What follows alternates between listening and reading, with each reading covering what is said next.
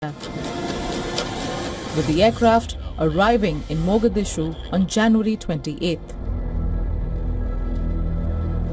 Satellite imagery suggests Turkey has even built new hangars for these fighters at the capital's international airport, while Turkish cargo planes made multiple flights in the days leading up to the deployment, likely carrying spare parts and munition.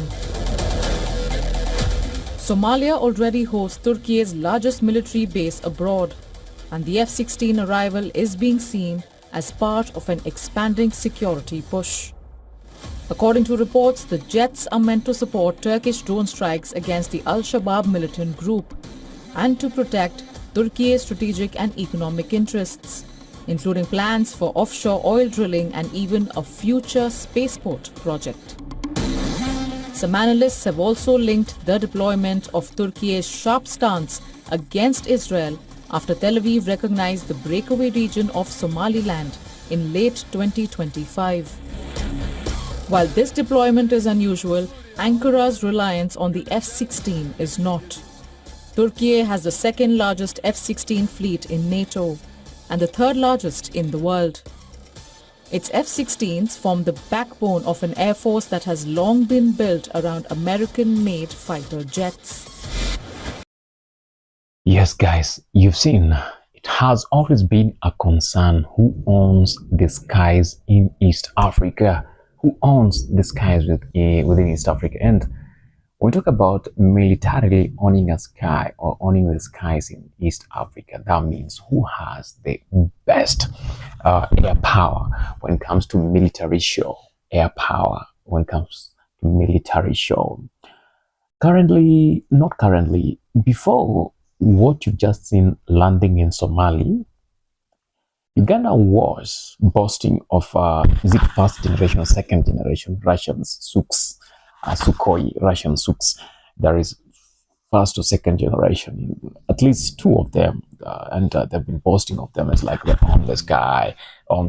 But Kenya will boast of owning this guy because they had, though they are whatever generation, but at least a fleet of them, many of them.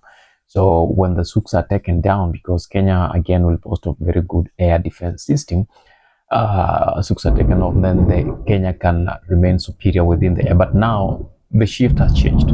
Now it's not Kenya, it's not Uganda. Now we're talking about Somaliland,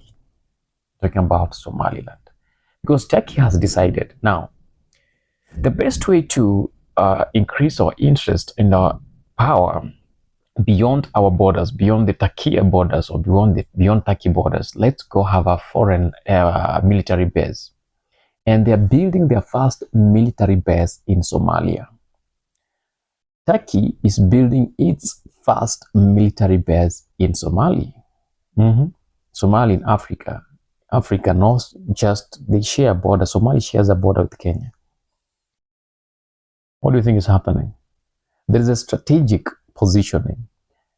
Russia says that they are going to support Uganda. Russia says that they are going to support Uganda. Story Riba size. Russia says that they are going to support Uganda, and they send some boats to Uganda, navy boats to Uganda, though Uganda doesn't have an ocean, but they have a lake. So how will that lake Okay, Tanzania was Uganda is trying to have a strategic move over over Tanzania and Kenya. So they need those boats to try to cause havoc within the lake, Lake Victoria. So that is, we understand that. And then Turkey says now, for us to have a move along the Gulf of Aden and East Africa, we need to have a foreign base. A foreign military base, and the best way to go or to put a foreign military base is in Somalia, and I'll explain this why. Late last year, as the year was ending, there was rumors, not rumors because it was on all social media platforms and mainstream media. There is on CNN, obvious mainstream TV stations. It was there that Israel has declared Somaliland a sovereign nation. Israel declared Somaliland a sovereign nation.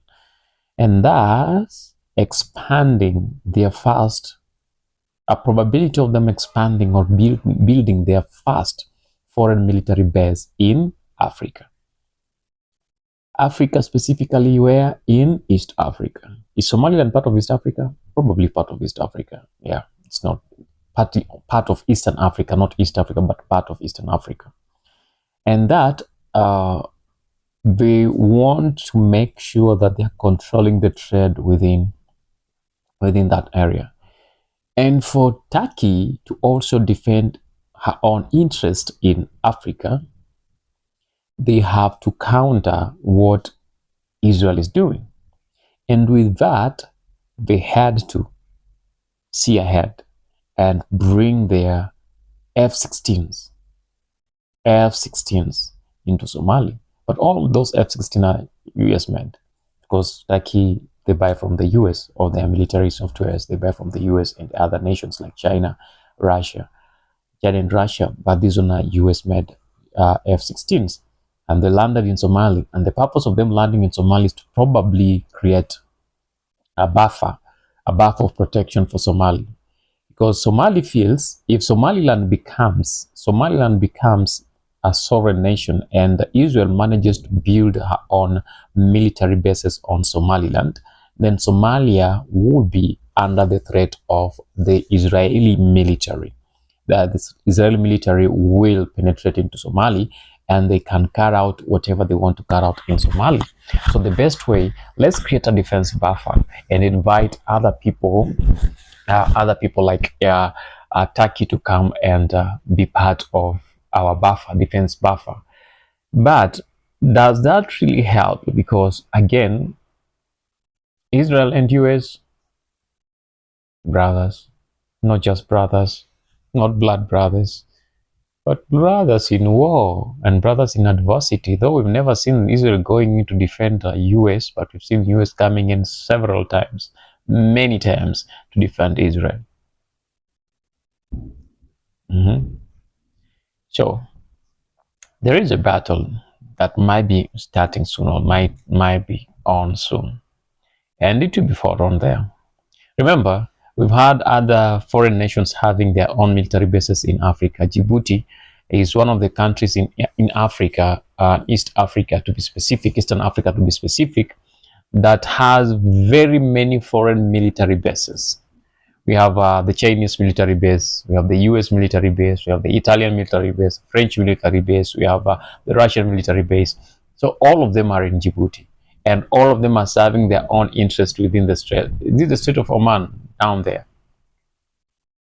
the Gulf of Aden, where the Horn of Africa, the Gulf of Aden, something of that kind. And all of them are there. Now, Turkey has secured herself a place there. What do you think is going to happen?